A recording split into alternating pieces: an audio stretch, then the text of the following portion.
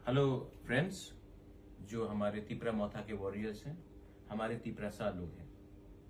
पिछले 3 दिन में बहुत लोगों ने स्पेकुलेट किया है कि हम अलायंस करने वाले हैं।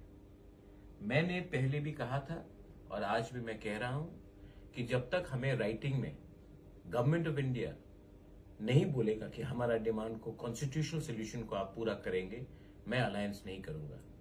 बहुत लोग विश्वास नहीं करते, क्योंकि मैं आपको ब्लेम भी नहीं करता, क्योंकि 46 इयर्स में 1977 के बाद हर regional Tiprasa political party Delhi गया है और कुछ ना कुछ एग्रीमेंट करके लाया है इलेक्शन के पहले और इलेक्शन के बाद तिपरासा को कुछ नहीं मिला। मैंने पहले से कहा था और आज भी कह रहा हूं कि no compromise on our demand. मैं दिल्ली गया, हम लोग सब दिल्ली गए, हमने उनका बात सुना। अगर हम नहीं जाते तो बोलते कि बुलाने के बाद भी नहीं गए, हम गए, अच्छे तरीके से उनका बात सुना और मेरे दिल में एक बात क्लियर है कि उन्होंने राइटिंग में कुछ नहीं दिया है। मैं तिपरा मोथा वॉरियर्स को, अपने पूरे तिपरासा को बोलना चाहता हूं, there will be no alliance in this election.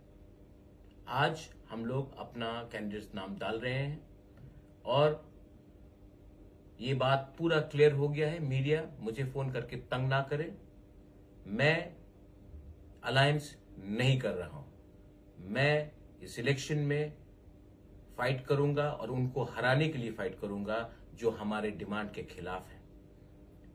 Be ready, जीतेगा तो जीतेगा, हारेगा तो हारेगा, लेकिन इस बार वन लास्ट फाइट तो जरूर करेंगे हम। बेलाइनो हम।